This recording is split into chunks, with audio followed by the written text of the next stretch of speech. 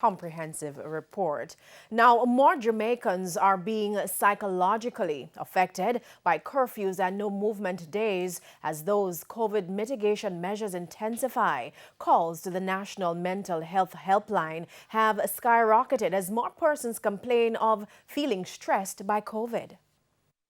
The National Mental Health Helpline was established in October 2019.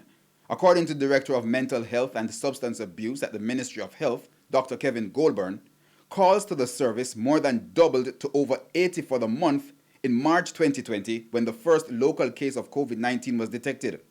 But as tighter curfews and no movement days were implemented this year, the number of calls to the helpline has ballooned again. We have an average of 130-40 calls per month, with a high of 208 calls in June.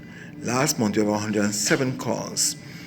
And for the month of July, we saw where most of the calls were due to crisis calls, that 70% were due to crisis calls, where persons were showing uncontrollable behavior because of the mental state and had to be assisted by the mental health crisis team to gain further stabilization.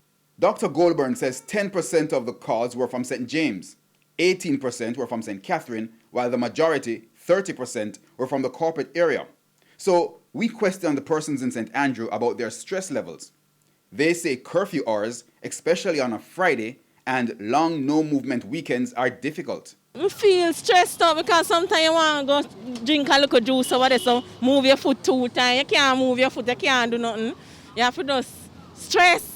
Hard work without entertainment come like say is a dull boy. Same thing with them, I say hard work with no payment job be a dull boy. Are the same thing. Because more time you want your work your money in it, you don't know what stress, you don't know a little entertainment can make you feel like say, yeah, I'm the man. I'm left for it, I'm going to have a drink at a bar and thing. Yeah, help some sexy girl and thing, you understand what I mean? Yeah, but when COVID come up, I can cut back. Boy, maybe just roll it. You know what I mean? Sometimes I must take a little drink for it. You understand what I mean? Because you can't make it get to you, you know. You see? See? And look how long it there, yeah. I just go and work at it. Because I saw the thing set. But Dr. Goldburn notes that a myriad of other COVID factors may cause post-traumatic stress disorders and a possible mental health pandemic after COVID. There's also persons who will not have gone through the normal grieving process we normally go through due to the COVID-19 restrictions and who may suffer from delayed grief reaction, and these may come on later on.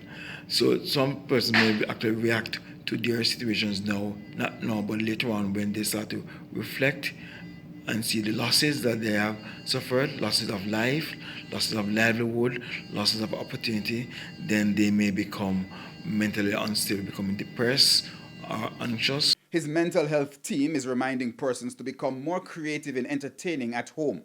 He suggests virtual parties, virtual play days for children, telling stories, and playing board games at home. Herman Green, TVJ News.